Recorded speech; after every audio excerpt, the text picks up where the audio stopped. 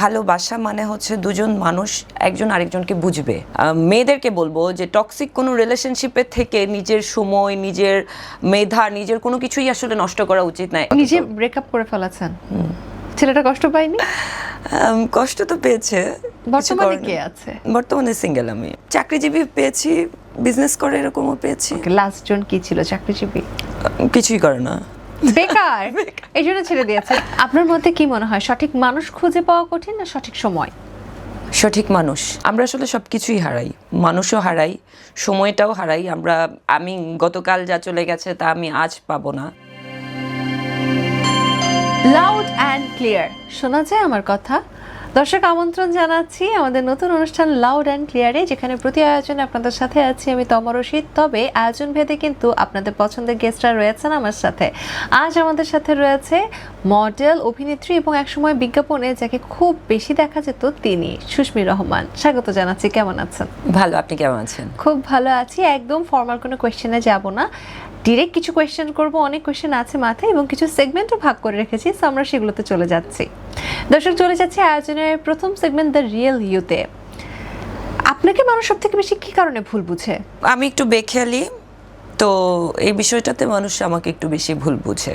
বেখেয়ালি বলতে কেমন? বেখেয়ালি বলতে আমি কোনো বিষয়ই সিরিয়াসলি নেই না। যখনই আমার অপোজিটে কোনো একটা মানুষ আমার সাথে কথা বলতেছে, ওই কথাটা আমি খেয়াল করি না, নিজের মতো করে আমি নন স্টপ কথা বলে যাই। আমি প্রচুর কথা বলি, আমি প্রচণ্ড টকেটিভ। হ্যাঁ, আমার নিজেরই কিন্তু একটা টপিক আমি শেষ করি না, আরেকটা টপিকে চলে যাই। আমি এত বেশি টকেটিভ, তো যার কারণে হচ্ছে আরেকজন মানুষ কি বলছে এই বিষয়টা আমার মাথায় ঢুকে না। তো এই যে অন্যের কথাকে প্রাধান্য না দেওয়া বা পাত্তা না দেওয়া, কেউ কখনো বলে না এটা খুব বেয়াদব? বলে, বরাবরই বলে, এখনো বলে। এরা কারা বলে? ফ্রেন্ডস, ফ্যামিলি, নাকি কাজের ক্ষেত্রে যারা আসে? ফ্রেন্ডরা বলে না, ফ্রেন্ডরা আমাকে বোঝে, ফ্যামিলি, রিলেটিভ। এরা বলে বেয়াদব, মুখে মুখে কথা বলে, তর্ক করে। না, আমি তর্ক করি না, মুখে মুখে কথা বলি না। কাজের ক্ষেত্রে কখনো এটা ইফেক্ট পড়েনি? না, কাজের ক্ষেত্রে করেনি, কারণ আমার যে চরিত্রটা এটা আসলে সবাই এনজয় করে। যখনই আমি যে ইউনিটের সাথে কাজ করি, প্রত্যেকটা ইউনিট আমার কাজের পর তারা আবার আমাকে মিস করা শুরু করে, আমার খোঁজ নেয়। যেমন আমি আজকে যখন আসছিলাম, তো আমার লাস্ট মুভিতে আমার মেকআপে ছিল সেলিম ভাই। ওনাকে আমি ওই শুটিংয়ের পর থেকে আমি ওনাকে বাবা ডাকি, আব্বা ডাকি ওনাকে, মানে এনজয় করি আমি ওনাকে আব্বা ডাকতে। তো উনি ফোন করে আমাকে বলতেছে, বাবা তুমি আমার খবর নাও না কেন? তো এরকম হয়। শুটিং সেটে গিয়ে ক্রু মেম্বারদেরকে ফ্যামিলি মেম্বার্স বানানো, এটা কি আসলে সব আর্টিস্টরাই করে না আপনি একা করেন? আমি সবারটা জানি না, আমি করি।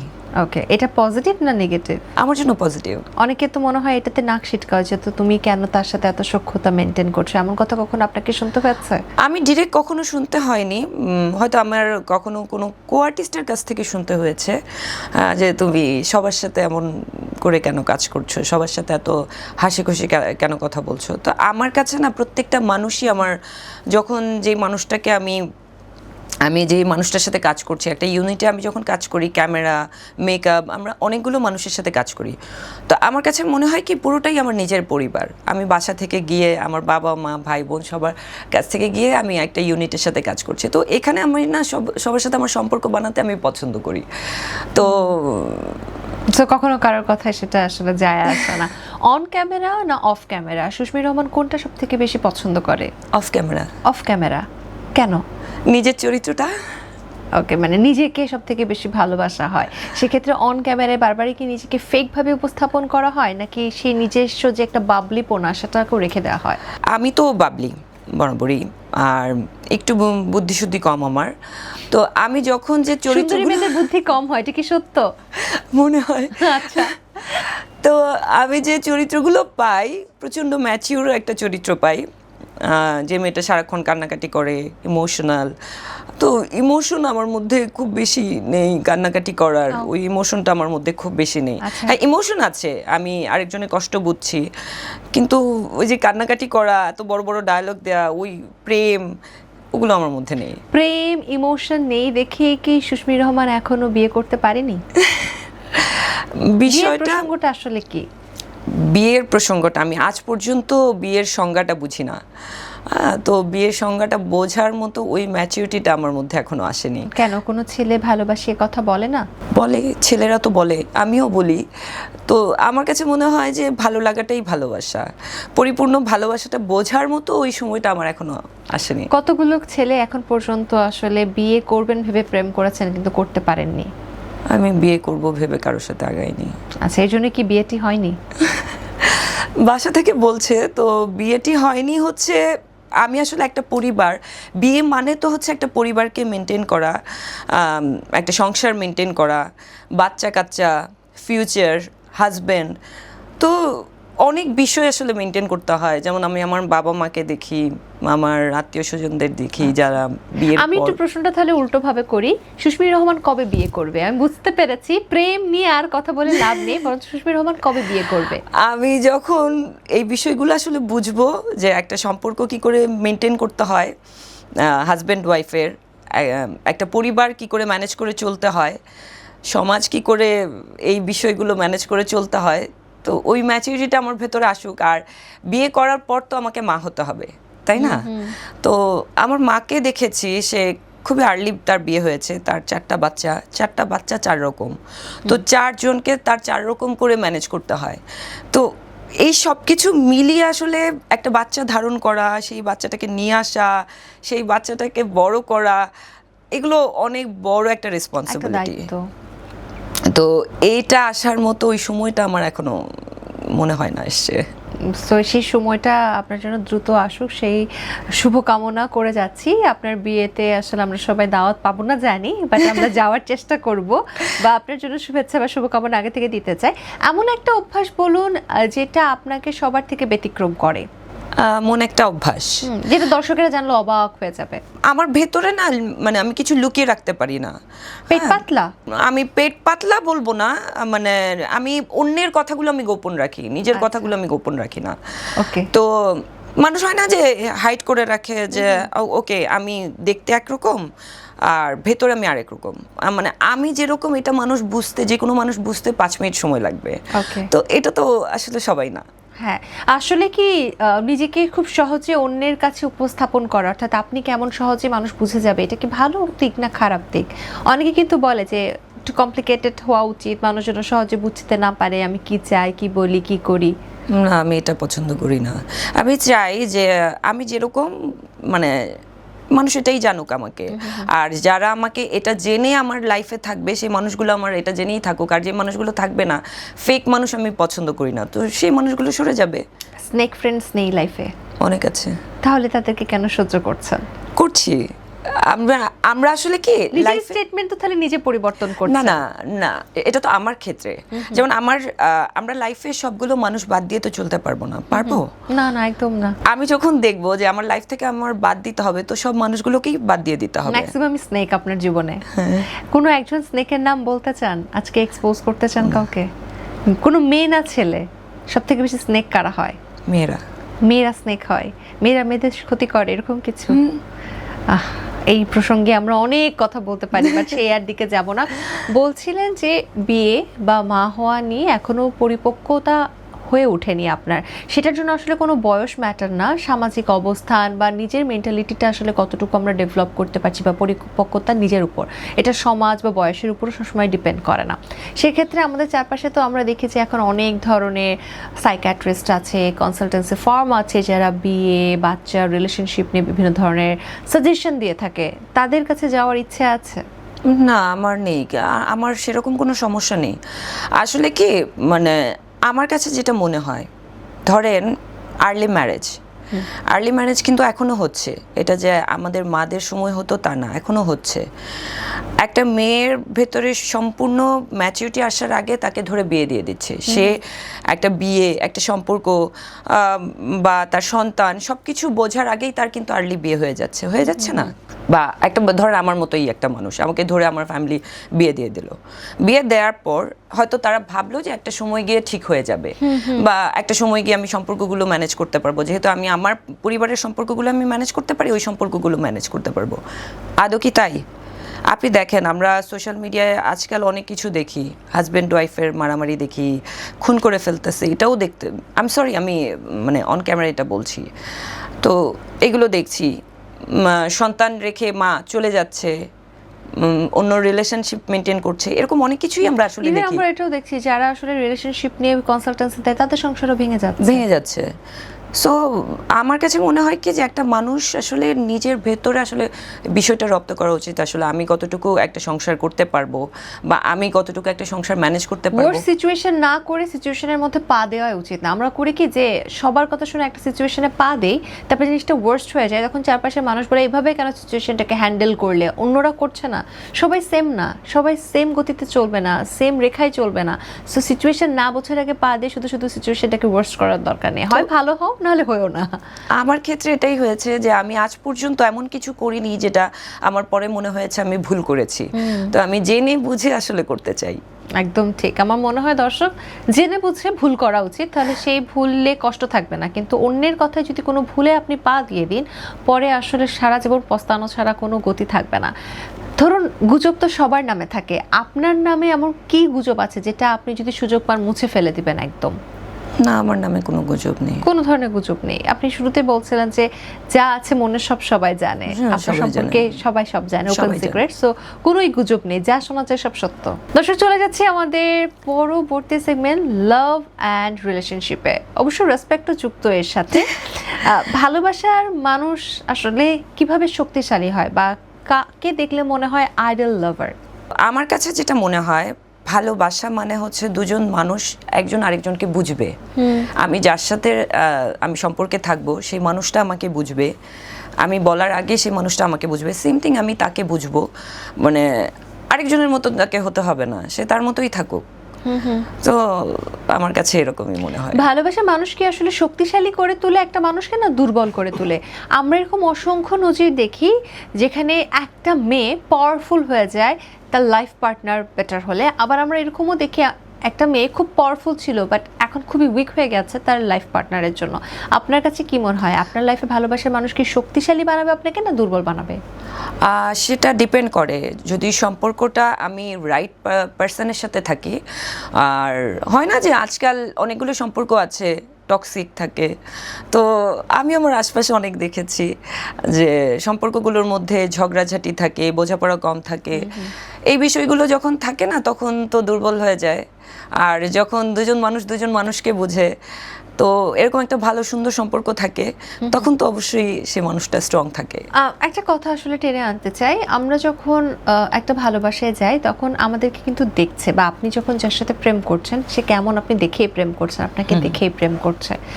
রিলেশনশিপে আসার পর এক্সপেকটেশনসগুলো ডিফারেন্ট হয়ে যায়। মনে করুন আপনার চুলের রং এখন একটু ব্রাউন কালার, আমি জানি না আসলে এক্সাক্ট কালারটার নাম, বাট ধরলাম একটা ব্রাউন কালার, কিন্তু সামহাও প্রেম করার আগে এটা ভালো লাগছিল, প্রেম করার পর বললো যে তোমার চুলটা কালো হতে হবে, বড় হতে হবে, তোমার বোরখা পরতে হবে, তোমার হিজাব পরতে হবে। যে মানুষ জীবনও রান্নাঘরে যায়নি সে জানতো যে যার সাথে সে প্রেমে জড়াচ্ছে সে কখনো রান্নাঘরে যায় না। এক্সপেকটেশনস থাকে তুমি প্রতিদিন ভারী ভারী তরকারি রান্না করবে আমার ফুল ফ্যামিলি মেম্বারসদের জন্য। আবার দেখা যাচ্ছে এটা বিপরীত হয়, যে মানুষটা খুবই ঘর কোণে, হয়তো সে বিয়ে করার সময় মেয়েটাকে দেখেছে মেয়েটা খুব লক্ষ্মী, ঘর কোণে ঘর গুছায়, কিন্তু বিয়ের পর তার এক্সপেকটেশনস হচ্ছে যে মেয়েটা তার সাথে ঘুরতে বেড়াবে, মেয়েটা ওয়েস্টার্ন ড্রেস পরবে, দেশ বিদেশে ঘোরাঘুরি করবে, দৌড়াদৌড়ি করবে, চাকরি করবে। হয়তো হচ্ছে না কারণ মেয়েটা তেমন না। এই যে এক্সপেকটেশনসের একটা মিসম্যাচ হওয়া বা দুটো ট্রেন একসাথে মুখোমুখি সংঘর্ষ হয়ে যাওয়া, এই ব্যাপারটা ফেস করা হয়েছে কিনা, বা সমাজকে এ ব্যাপারে নিয়ে কি বার্তা দিতে চান? এটা আমার হয়েছে, আমার ক্ষেত্রেই হয়েছে। তো আমার যখনই একটা মানুষের সাথে আমার সম্পর্কে যাচ্ছি, আমি যাওয়ার আগে সে তো আমাকে দেখে বলছে ওকে তুমি তো ডিফারেন্ট, সবার চেয়ে আলাদা, হেন তেন অনেক কিছু বলছে। দেন বলার পরে যখন সে মানুষটা দেখে এসছে আমি আমি আমি আমি কেমন চলাফেরা করি বা আমার ড্রেস আপ গেট আপ কি, সব কিছুই সে দেখেছে। দেখার পর সে যখন সম্পর্কে আসলো আমাকে বললো যে না তুমি এটা পড়তে পারবে না, এটা চলতে পারবে না, এই ফ্রেন্ডের সাথে যেতে পারবে না। আমার কথা হচ্ছে যে একটা মানুষ যখন সম্পর্কে আসছে সে দেখেই তো এসছে, আসার পর সে চেঞ্জ হয়ে গেছে। আমি প্রত্যেকটা মেয়েকে বলবো, মেয়েদেরকে বলবো যে টক্সিক কোনো রিলেশনশিপের থেকে নিজের সময়, নিজের মেধা, নিজের কোনো কিছুই আসলে নষ্ট করা উচিত নয়। এতে করে হয় কি যে মানুষটার সাথে আমার বোঝাপড়া হচ্ছে না, আমি তার সাথে থাকা উচিত না, আমি এটা আমার বাসায় বলি বা আমার বন্ধু বান্ধবদের বলি, সবাইকেই বলি যখনই দেখি কাউকে যে সে তার এই সম্পর্কেটা এরকমই আছে, তো তাকে আমি বুঝাই যে প্রত্যেকটা রিলেশনশিপ হেলদি হওয়া উচিত। একদম ঠিক। এবং হেলদি রিলেশনশিপ তখনই হয় যখন আপনি ব্যক্তিটাকে পরিবর্তন করতে চান না। আমাদের একটা খুব বাজে স্বভাব হয়ে উঠেছে, আমরা প্রেম করার পর পরিবর্তন করতে চাই যে তুমি আমার মনের মানুষ, আমার মনের মতো হবে। কিন্তু আসলে মানুষ কখনো অন্য মানুষের মনের মতো হতে পারে না, কারণ আমি নিজেও একটা মানুষ, আমার একটা মন আছে।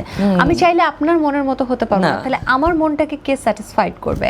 সো এটা আমরা খুব ভুল করি যে প্রেম করার পর বা রিলেশনশিপে যাওয়ার পর বা বিয়ে করার পর আমরা যেটাকে যে নামে সংজ্ঞায়িত করি না কেন, আমরা তার কাছ থেকে এমন এক্সপেকটেশনসগুলো রাখি যে মানুষের সেটা না। যাক, আমরা এবার এই টপিক থেকে বের হই, উদাহরণ নিব, একটি একটি করে উদাহরণ দিতে হবে আপনাকে। রেড ফ্ল্যাগ আর গ্রিন ফ্ল্যাগ। গ্রিন। ওকে, সো গ্রিন ফ্ল্যাগের একটা উদাহরণ দিন। আমার লাইফে না প্রত্যেকটা ঘটনাই সুন্দর মোমেন্ট ছিল। ছোটবেলায় আমি খুবই দুষ্ট ছিলাম, বাসার আশপাশের মানুষগুলোকে খুব ডিস্টার্ব করতাম। তো আমাদের পাশে, আমরা যখন গ্রামে গেলাম, পাশে একটা আন্টির মুরগির ছানা ছিল। তো মুরগির ছানা ধরে নিয়ে এসে আমি আমার ভাই কি করলাম, সিরিজ দিয়ে পানি ঢুকায় ওই ছানা মেরে ফেলছি। You guys are red flag. Okay, তারপর এটা রেড বলবো, এটা অবভিয়াসলি রেড, অন্যের ক্ষতি করা খারাপ খারাপ। তারপর টিচারের বেতন থেকে কমিশন কেটে রাখতাম। গুরু দক্ষিণা এরকম করতে হয় না, পাপ লাগে। এরকম অনেকগুলো ঘটনা আছে। আপনি তাহলে সম্পূর্ণ রেড ফ্ল্যাগ, তাই? এগুলো খারাপ না। আচ্ছা, আপনার লাইফের লাস্ট বয়ফ্রেন্ড রেড ফ্ল্যাগ ছিল না গ্রিন ফ্ল্যাগ ছিল? গ্রিন। তাহলে সেটা লাস্ট কেন হয়ে গেল? কারণ আমার কাছে ভালো লাগেনি আর কি। গ্রিন ফ্ল্যাগ ভালো লাগেনি মানে সে ভালো ছিল, তাহলে কেন বিয়ে পর্যন্ত গেল না? বিয়ে নিয়ে আমি এখন ভাবছি না। নিজে ব্রেকআপ করে ফেলেছেন? ছেলেটা কষ্ট পায়নি? কষ্ট তো পেয়েছে। বর্তমানে কে আছে? বর্তমানে সিঙ্গেল আমি। তাহলে এটাই শেষ ছেলে ছিল যার অভিশাপ লেগেছে। সে কি মিডিয়া ছিল? খুব বেশি সময় না, আমি মিডিয়ার কারোর সাথে প্রেম করিনি। ব্যবসায়ী না।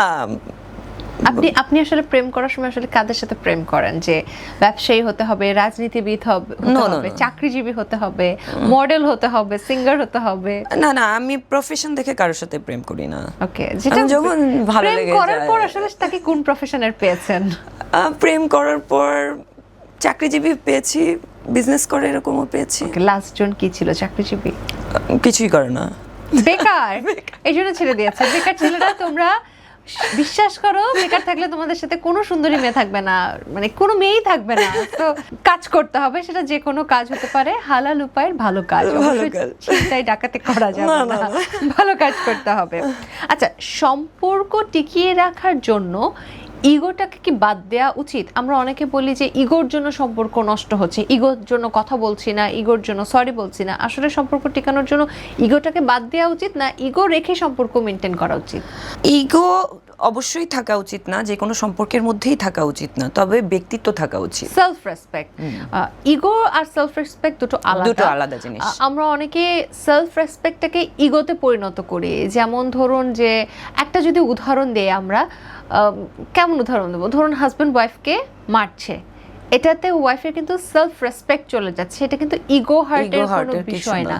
তো ওয়াইফ যদি পাল্টা বলে যে তুমি কেন আমাকে মারছো, তখন হাজব্যান্ড অনেক সময় উত্তর দেয় যে মুখে মুখে কেন কথা, এত ইগো কেন বা অসম্মান কেন। বাট ব্যাপারটা হচ্ছে সেলফ রেসপেক্ট, এবং প্রত্যেকটা মানুষের, নারী পুরুষ বাচ্চা বৃদ্ধা, সবার সেলফ রেসপেক্ট থাকা উচিত। এমন কখনো হয়েছে সেলফ রেসপেক্টের জন্য আসলে আপনি এমন সিদ্ধান্ত নিয়েছেন যেটা সেই সময় আপনার জন্য বেশ কষ্টদায়ক ছিল?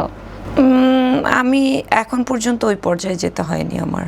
আচ্ছা, আপনার সাথে কখনো আসলে সেই সেলফ রেসপেক্ট হানি করে এরকম মানুষের সাথে আমি কখনো খুব সখ্যতা কম হয়নি? মানুষের সাথে আসলে চলাফেরা করি, আর সেটা বুঝে শুনে অবশ্যই। আপনার মতে কি মনে হয়, সঠিক মানুষ খুঁজে পাওয়া কঠিন না সঠিক সময়? সঠিক মানুষ। দর্শক, চলে যাচ্ছি আমাদের পরবর্তী টপিক, ক্যারিয়ারে। ক্যারিয়ার অনেক ইন্টারেস্টিং একটা আসলে টপিক আমার মনে হয় আমাদের দুজনের জন্য। সবাই জানতে চায় না বলা কথা। আপনার ক্যারিয়ারের গল্পগুলো আসলে এখন পর্যন্ত না জানাই বলা যেতে পারে এই প্রজন্মের মানুষের কাছে। ক্যারিয়ারের সবথেকে কঠিন দিন কোনটা ছিল? স্টার্টিংটা কেন, কিভাবে সেই স্টার্টিংটা হলো? যদি আমি ভুল না হয়ে থাকি, আপনি যখন স্টার্ট করেছিলেন সেই সময় খুব জনপ্রিয় একটা কম্পিটিশন, সুন্দরী প্রতিযোগিতার মধ্যে আপনি একটা ন্যাশনাল সুন্দরী প্রতিযোগিতায় ছিলেন, এবং পরবর্তীতে দেখি যে যারা সুন্দরী প্রতিযোগিতায় থাকে তারা অনেক বড় সিনেমা করে, অনেক বড় বড় নাটক করে, অনেক বড় অ্যাক্ট্রেস হয়ে যায়। সেক্ষেত্রে কি খানিকটা পিছিয়ে ছিলেন? আমি পিছিয়ে ছিলাম হচ্ছে পারিবারিক জায়গাটা থেকে। আচ্ছা, আমি চিটাগং থেকে এসেছি, তো আমার ফ্যামিলি চাইতো না আমি আসলে এই কম্পিটিশনে আমি জয়েন করি। তো আমি ফ্যামিলিকে না জানি, আমার বয়স তখন অনেক কম, আমি বাসা থেকে ছিল আমার তখন 17 অনলি। তো আমি বাসা থেকে নাবালিকা ওই সময় আমি বাসা থেকে না জানিয়ে আমি চুরি করে চলে এসেছি। কিভাবে? এটা আসলে আমরা সবসময় গল্পগুলো শুনি, বাসায় জানতো না, কষ্ট করে ঢাকায় এসে এখন অনেক জনপ্রিয় হয়ে উঠেছে। চিটাগংয়ে ছিলেন, চিটাগং থেকে ঢাকার দূরত্ব, আর এটা কত সালের কথা ছিল? এটা 2008 সাল। 17 বছরের একটা নাবালিকা কিভাবে চিটাগং থেকে ঢাকা আসলো? হাতে টাকা পয়সা, কোথায় থাকবেন, কি করবেন, কিছুই ঠিকানা ছিল না।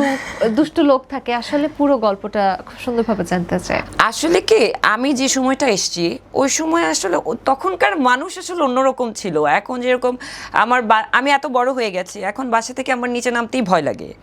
এখনকার পরিবেশ পরিস্থিতি আর তখনকারটা ডিফারেন্ট ছিল, সাহসও ছিল, বয়স কম ছিল, সাহসও ছিল। তো সবকিছু মিলে আমার কাছে মাত্র 5,000 টাকা আমি নিয়ে আমি ঢাকা এসেছি। ওই সময় 5,000 টাকা অনেক টাকা। অনেক টাকা। এই টাকা কি জমিয়েছিলেন না বাবার পকেট থেকে নিয়ে আসেন? না, জমিয়েছিলাম। আমি জমিয়ে দেন আমি ওই টাকা নিয়ে এসেছি। মজার প্রশ্ন করতে চাই, একটা 5,000 টাকা জমাতে কত বছর লেগেছে? না, বছর লাগেনি, কয়েক মাসে জমানো হয়ে গেছে। তো তারপর জমানোর পর আমি আমার মার একটা বান্ধবীর বাসায়, ওনার আন্টির বাসায় আমি উঠলাম।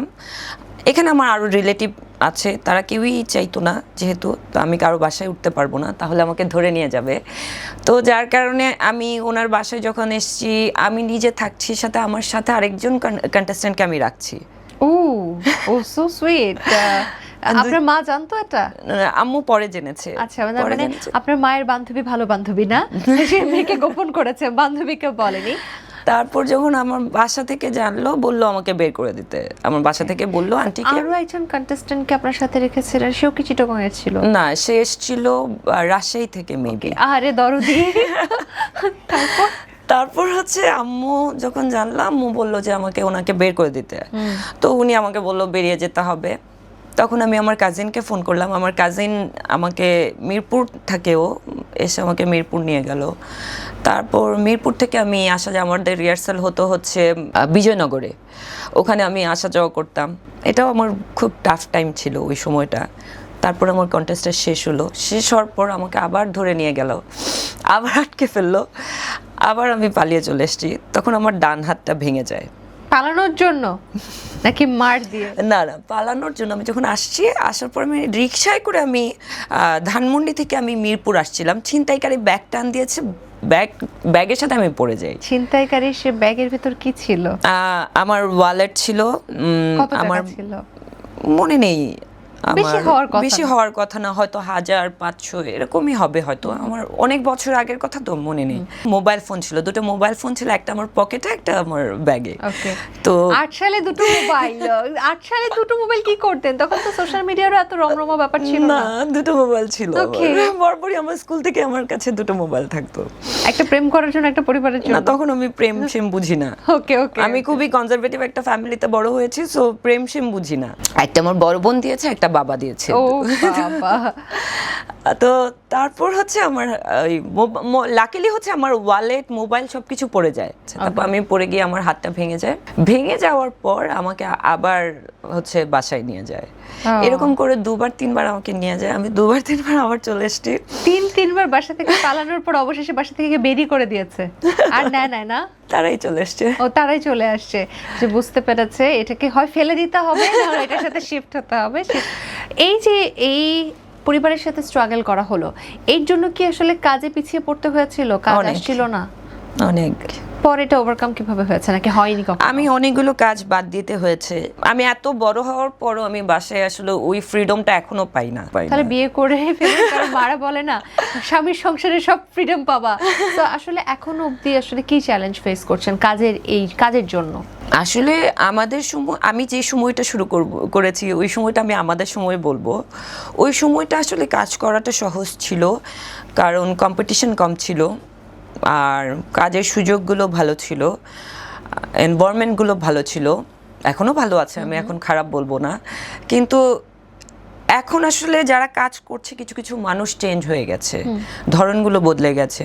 এখন আসলে ভিউ আর হচ্ছে আপনার ফলোয়ার এসব দেখে আসলে কাজ হয়। পরিবর্তনশীলতা একটি কথা আছে। তো তখন তো আসলে এরকম হতো না। এমন কখনো হয়েছে কোনো কাজ আপনি ফিরিয়ে দিয়েছেন, পরবর্তীতে কাজটা খুব জনপ্রিয় হয়েছে? কোন কাজ ছিল? একটা মেরিলের বিজ্ঞাপন। কেন ফিরিয়ে দিয়েছিলেন?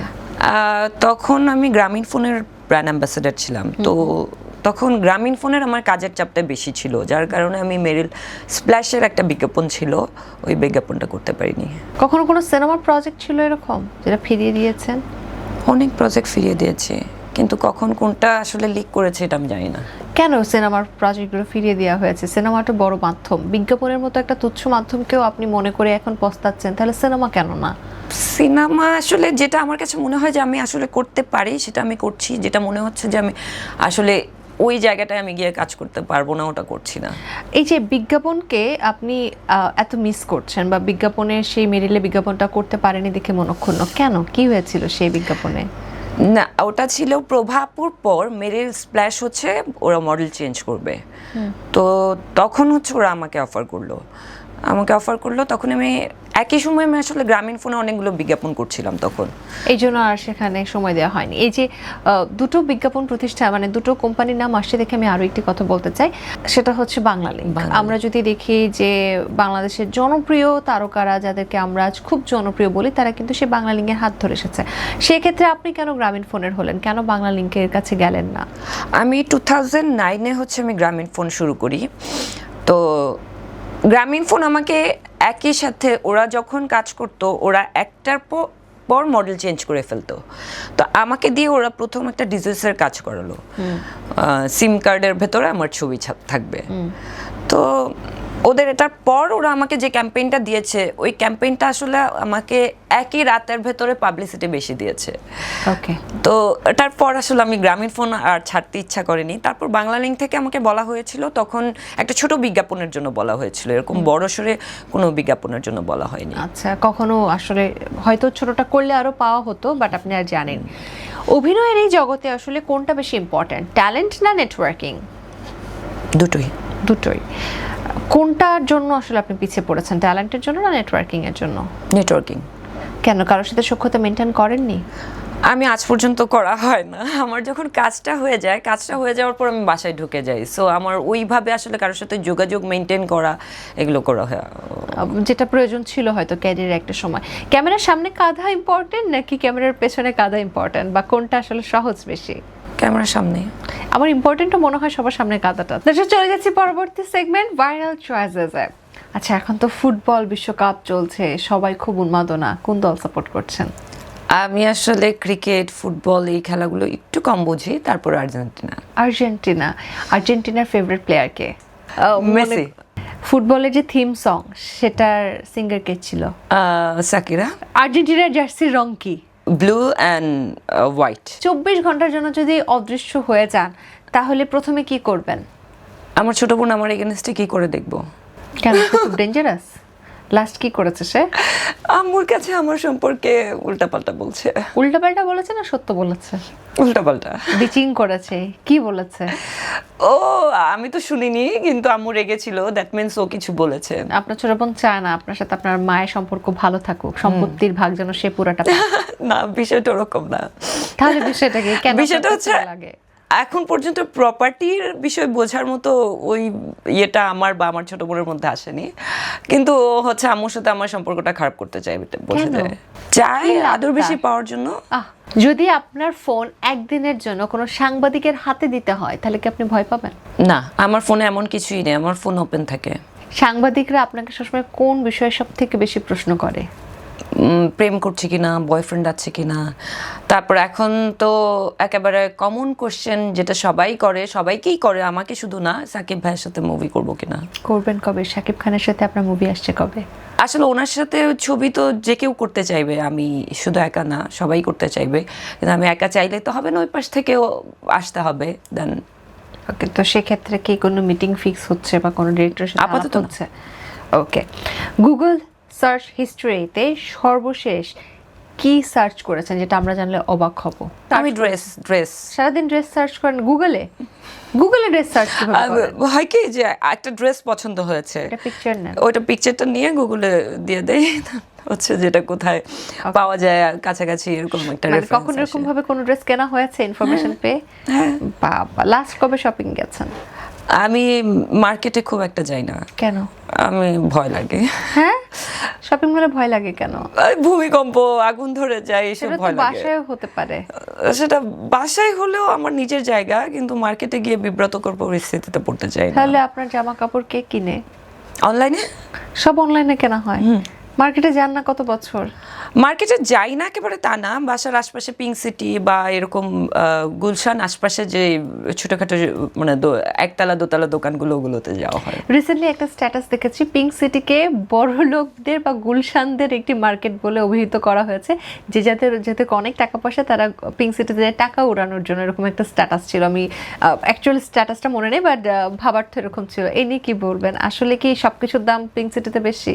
আমি তো বলবো যে তাহলে যে কোনো মার্কেটকেই বলা উচিত, যমুনা, বসুন্ধরা, সব মার্কেটেই তো এখন আমি গেলে আমার কাছে মনে হতে পারে বসুন্ধরায় দাম বেশি বা যমুনায় দাম বেশি, এরকম মনে হতে পারে, যেহেতু আমি বসুন্ধরা বা যমুনায় যাই না।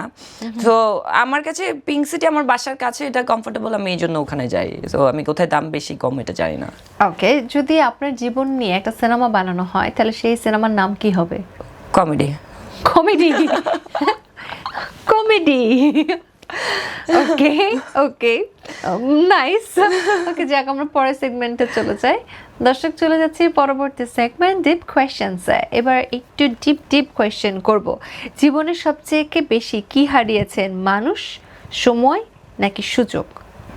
আমরা আসলে সব কিছুই হারাই, মানুষও হারাই, সময়টাও হারাই। আমি গতকাল যা চলে গেছে তা আমি আজ পাবো না, তো সুযোগও আমরা হারাই। তো আমার কাছে যেটা মনে হয় যে সময়টা হারিয়েছি। ক্ষমা করা সহজ নাকি ভুলে যাওয়া সহজ? ভুলে যাওয়া। ক্ষমা করা আসলে কঠিন। আমরা বলি যে ক্ষমা করেছে, আসলে ক্ষমা হয় না, হয়তো জাস্ট ওই বিষয়টা নিয়ে আর কথা বলতে চায় না, ভুলে যেতে চায়। আপনার সবচেয়ে বড় ইনসিকিউরিটি কি? আমি কারো কাছ থেকে অ্যাটেনশন কম পাবো। এই জন্য সারাদিন কথা বলতে থাকে, যেন অ্যাটেনশন দিচ্ছে, আমি আপনাকে অ্যাটেনশন দিচ্ছি। সো আপনার সামনে কেউ যদি এরকম মনে করেন আপনি খুব অ্যাটেনশন দেওয়ার চেষ্টা করছেন, কথা বলছেন, বাট জাস্ট সে অন্যদিকে তাকায় আছে, ইগনোর করছে, কি করবেন তখন? আমি চিৎকার করব। যেন আপনার দিকে একটু হলেও তাকায়। আচ্ছা, 5 বছরের সুস্মিকে যদি একটি চিঠি লেখা যেত, তাহলে কি লিখতেন? নিজেকে নিয়ে ভাবতে বলতাম। মানে আপনি ঠিক 5 বছর আগে বা আপনি যখন ছোট ছিলেন নিজেকে নিয়ে কম ভাবতেন? কম ভেবেছি। এখন বেশি ভাবেন? কি ভাবনায় পরিবর্তন এসেছে নিজের? আমার ভেতর অনেক কিছু তো চেঞ্জ এসছে, সেটা আমি বলতে চাই না। তো আমি নিজেকে নিয়ে আসলে কম ভেবেছি, এখন আমি নিজেকে নিয়ে ভাবতে চাই। নিজেকে নিয়ে ভাবা উচিত। যাক, আমরা এবার একটু মজাদার গেম সেগমেন্টের জন্য কথা বলছি। ভিউয়ার্স, চলে যাচ্ছি র্যাপিড ফায়ারে। সো র্যাপিড ফায়ার, সবথেকে মজার জিনিস, ফেম না পিস? পিস। লাভ না ক্যারিয়ার? ক্যারিয়ার। মানি না রেসপেক্ট? রেসপেক্ট। ম্যারেজ না ফ্রিডম? ফ্রিডম। কফি না টি? কফি। শপিং না ট্রাভেল? ট্রাভেল। মর্নিং না নাইট? নাইট। অ্যাক্টিং না মডেলিং? অ্যাক্টিং। বিউটি না brain? Brain. Filter or no filter? No filter. আমি filter কখনোই ইউজ করি না। কথায়ও না, চেহারাতেও না। দর্শক, চলে যাচ্ছে fun game explain and reveal. So আপনাকে এক্সপ্লেন করতে হবে, রিভিল করতে হবে। ফার্স্টে রিভিল করতে হবে, তারপর এক্সপ্লেন করতে হবে। প্রেম? পাস। না, পাস নাই তো, পাস নাই, আমি রাখি না পাস। বিয়ে? বিয়ে তো আমি করিনি, সো আমি বলতে পারি না। কোনো বিয়ে নিয়ে আশা কত বছরে করবেন কিছু এমন? এখন পর্যন্ত বিয়ে নিয়ে প্ল্যান নেই, তবে ছোটবেলায় ছিল। আমার ছোটবেলায় খুব ইচ্ছে ছিল আমি কখন বড় হব, কখন বিয়ে বিয়ে করব। হব, মানে বিয়ে করাটাই আমার ছোটবেলায় বেশি ইচ্ছে ছিল, যেটা বড় বেশি হয় যারা চায় তাদের সেটা হয় না। হয় না, যে বড় হওয়ার পর আমার আস্তে আস্তে এটা মিটে গেছে। একাকিত্ব, ভয় পাই, বিশ্বাসঘাতকতা, অনেক পেয়েছি, হেটার, অনেক আছে। টাকা টাকা চাই, অনেক মানে অনেক আছে এটা বললে ব্যাপারটা বাজে হতো না। সৌন্দর্য, আছে, এখনো আছে। পরিবার, ভালোবাসি, সোশ্যাল মিডিয়া, খুব একটা না। সুখ, এখন পর্যন্ত আমি হ্যাপি। র্যাপিড ফায়ার শেষ। এবার একটা আপনাকে খুব ইম্পর্টেন্ট কোয়েশ্চেন করতে চাই। ধরুন এই মুহূর্তে আপনার এই ভিডিও লক্ষ লক্ষ কোটি কোটি মানুষ দেখছে এবং এটা আপনার জীবনের শেষ ইন্টারভিউ, কি বলবেন একটা কথা যেটা আপনি সারা জীবনের মতো স্টোর করে রেখে দিতে চান এই ভিডিওতে? আমি এই সময়টা আসলে বলবো, আমি আমার লাইফটাকে খুব অল্প সময়ে ছিলাম আমি আমার লাইফে। তো আমি প্রত্যেকটা মানুষকে অনেক ভালোবাসি, আমার বাবাকে, মাকে, ভাই বোনদের, বন্ধু বান্ধবদের, যারা দর্শক, প্রত্যেকটা মানুষকে আমি খুব কাছ থেকে সবাইকে আমি আসলে ফিল করি। তো আমি অনেক কষ্ট পেয়েছি লাইফে, প্রতিটা মানুষ থেকে পেয়েছি, পাই, এখনো পাই। আমি না মানে এত বেশি সেন্সিটিভ, খুব অল্পতে আমি কষ্ট পেয়ে যাই, কিন্তু নিজের কষ্টটা, নিজের খারাপ লাগাটা আমি কখনো বলি না কাউকে। বলি না কেন, আমি সব কিছু না মানে আমি ঝেড়ে ফেলে দিই যে ওকে ফাইন, লিভ ইট। তো সবাইকে ভালোবাসতে বাসতে কখনো নিজেকে ভালোবাসতে পারিনি। এই প্রথম আমার কাছে মনে হচ্ছে যে আমি নিজেকে নিয়ে ভাবতে চাই, নিজের জন্য বাঁচতে চাই, আরও কিছু সময় চাই, যে সময়টা আমি আসলে যে ভুলগুলো করেছি লাইফে, ওই ভুলগুলো মুছে ভালো করে আবার নতুন করে শুরু করব। That's really heart touching, because আমরা হয়তো জীবনের শেষ পর্যায়ে এমন অনেক কিছু উপলব্ধি করতে পারি, সেটা হয়তো ছোটোবেলায় উপলব্ধি করতে পারলে জীবন আরও সুন্দর হতো।